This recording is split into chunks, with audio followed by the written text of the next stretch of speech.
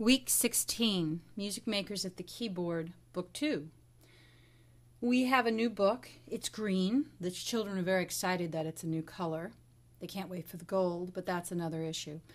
Now, the question was asked, what do I do with my red book? Well, we have completed all the pages in the red book, and if they haven't completed the pages, well, by all means, go and complete some of those pages. You can go back to the tutorials and find out what to do. I totally encourage you to complete these pages as soon as you can. However, you may notice that in general we're not going to be using the book during class time. At home, though, you may notice and may use the keyboard assignment page because it lists all the pieces that they've been playing at the keyboard. And so one idea is to use this as a sticker list. So when they practice a piece or they have able to play through a piece, you can put a sticker on Listen for Bells, Wild Horses. Notice it says different keys, so they can play the piece in various keys, and you can write that in. They can add chords to these pieces, and we'll be doing that throughout the next book. We'll be going back to these pieces, and I may suggest we'll go take C-shell and put chords with C-shell in the key of E major. So these pieces are not done. We're now developing and expanding them. This book should come to class. No, it's not necessary, unless they want to show me all the work that they've done on the pieces that they've been practicing. The new book is green, as I mentioned, and when you open it up, take a moment and read through the letter that's on the front page. And it tells you about the new concepts that we'll be exploring, the new challenges, and it explains the different pages that we'll be following through. Again, you've got a whole page with keyboard assignments. These are all the pieces we'll be covering in this book. You can use stickers to cover them at home. If they come for private time, I look through and see what pieces that they can play and what pieces are troubling them, and then we work through them, and then I put stickers on them. So it's a very useful page. This book needs to come every week to class. We use it every single week. You also should have gotten 2 new CDs, a listening CD and a practice CD. Now, I didn't hand out the practice CD the first class, although sometimes I remember, but I definitely handed out the listening CD. Make sure by class 16 you have both. You'll need these. This one can be played in your car, at home, during breakfast, going to bed at night, for general enjoyment. This includes all of the pieces that we'll be singing and dancing to. This one is your tool for practicing. This is an important CD and needs to be opened. When you open it, you'll find all sorts of games using the different cards that we hand out. You'll also see that the by-ear pieces and the patterns are being sung on this CD. So this CD is to be used all the time when they're practicing. Okay, also we still have our basket, and you have all those cards from the last session. They stay in here. Now you already noticed that sometimes they'll play all their favorite pieces over and over and over again. You can encourage it in all different keys. And then there'll be that one piece that they didn't quite get to for whatever reason. They were sick that week. They weren't paying attention. They didn't like the piece. And they just skipped through that piece. That's fine. Sometime they will come back to it. And they'll be surprised because it will be so much easier than when they first looked at it. Keep these cards in here and add the cards as we get them. I believe the new card that we get in 16 is John Kanaka, and there it is already in. Finally, we have our book here, and we have these new cards here. They don't fit in the holder that I've given you. You're going to have to find a way to put them in, maybe put a little something to hold them from falling out. Here's an idea. There we go. Now they can't fall out. In here, you're going to have only the cards like this, the red cards, and the yellow cards, and the green cards, and the blue cards. They'll be getting some new cards, and they will go in here. You will continue to use these throughout this session. And of course, here is the latest homework, so we're going to go through the homework now. So it's time for your student to practice the piano. Practicing the piano is a discipline that takes many, many years to learn how to do efficiently. What we're doing here is we're introducing concepts, and they go home and they play with the concepts. Are they practicing? Yes and no. They're practicing some things, and they're playing other things.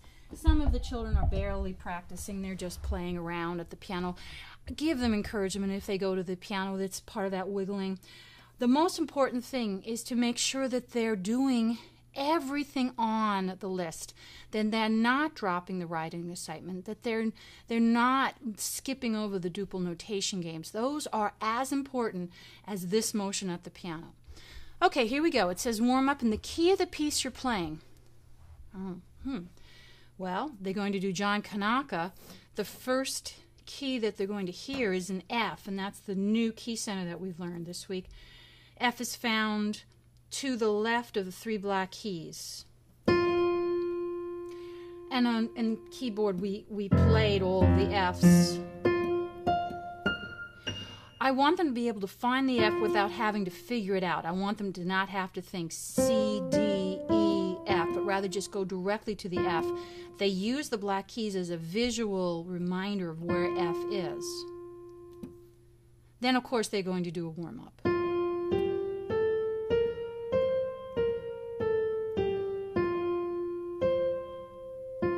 Now, depending on the size of their hand, this could be difficult, especially between the 4th and the 5th finger, because they have to move from a black to a white key. And you're going to have children playing this. And when they go here, that is uncomfortable for them. This is a new sensation that they're teaching their hand to feel.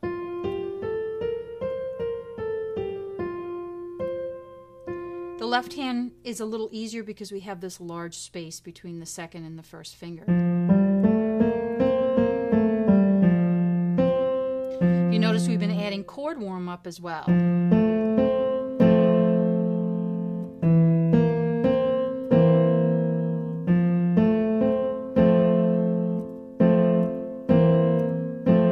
This progression from a 1 chord or the tonic chord to the 5/7 or the dominant chord can be difficult for some. So you may want to reduce it, or I may have told them to reduce it too.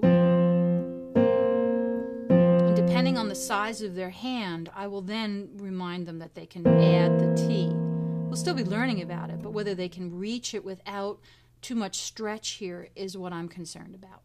All right. Here's John Kanaka.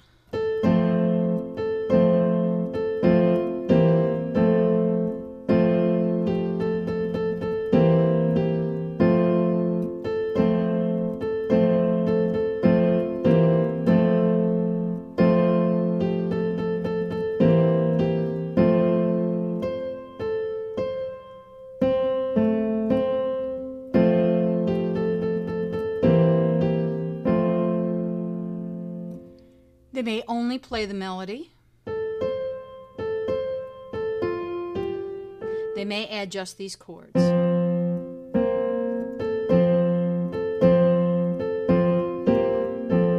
All of these steps are fine. Once they've learned it in F, they can transpose it into C. They can transpose it into D. They can transpose it into E. Transpose it into G. And then for the savvy one, they can transpose it into A, which we haven't done. And I'm sure there's someone out there who's going to try it in B. We don't introduce B this year as a hand position. So that's what it says next, is to play their favorite songs in all key positions. And that means that they're playing all the songs that they know well in their basket in all the key positions. And they're going to try to add chords to it. So I'm encouraging them to play with 2 hands. They also might want to try to play the melody in the left hand.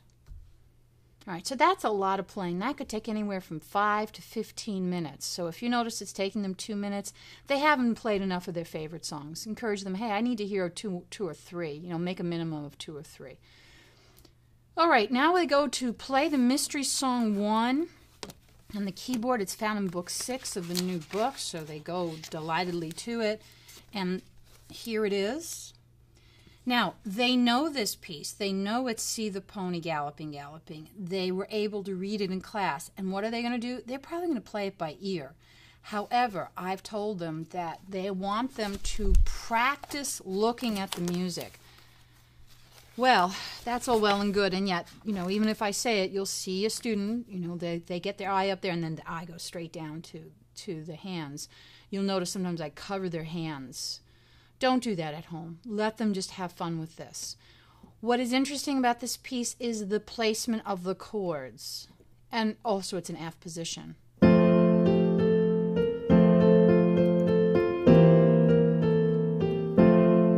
Now there's a repeat sign. That's what those 2 dots at the end mean, which is found here. So that means they go back and they repeat the first line again.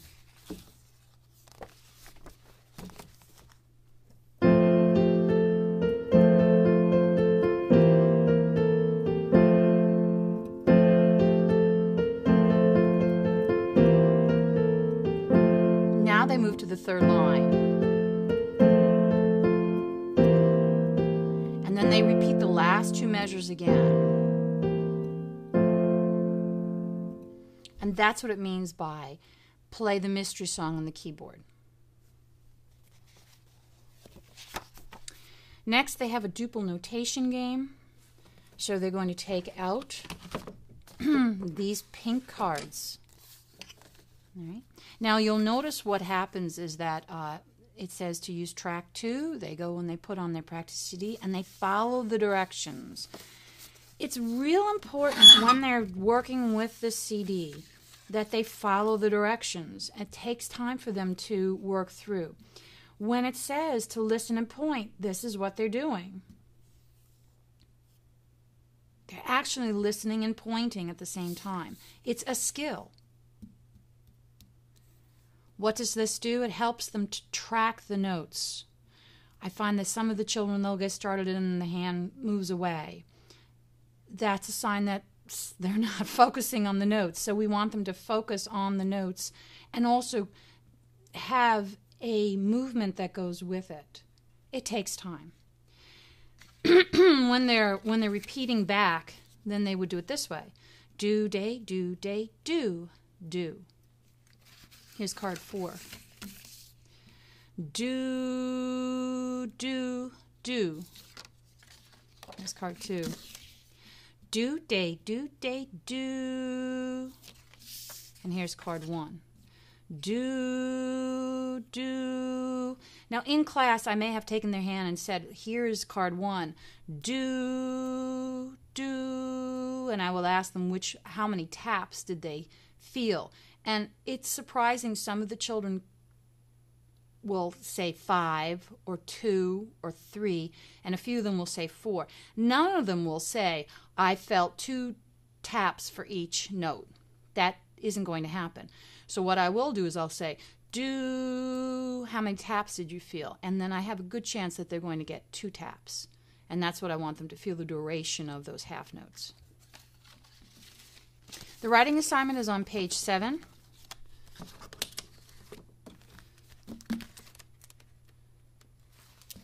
Take out those pink duple rhythm cards and copy the 4 cards in any order. I think you can see that the cards are much bigger than the box they're giving you. So they have to figure out how to fit those 2 notes in there. You also will notice that these notes have a clear center.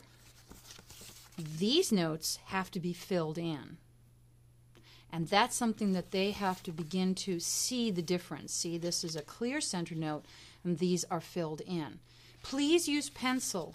Do not use markers, crayons, or something that they cannot erase. All right? And that is the homework for this week. I hope you enjoy the piano playing you hear at home.